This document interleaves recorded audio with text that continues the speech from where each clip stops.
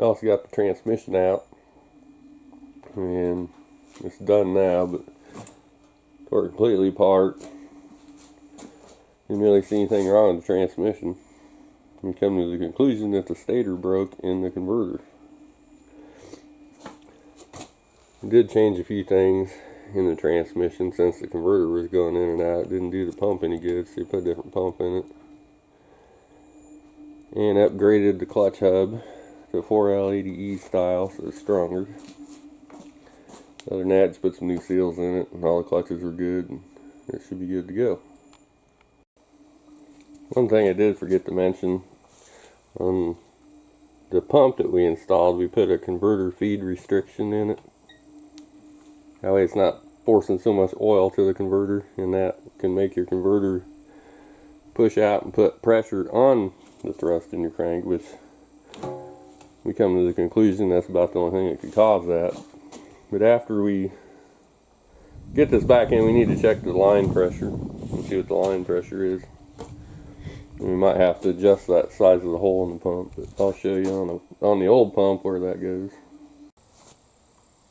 Okay, here's the old pump cover. That's the converter feed hole right there. Get it in the sun out here, you can see a little bit better.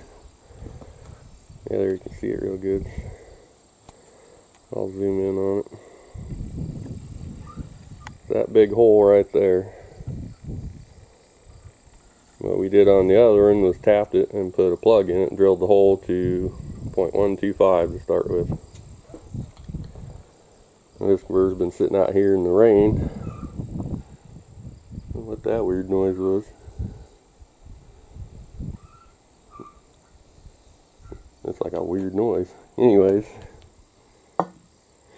that should hopefully help with putting pressure on the converter and not take the thrust out.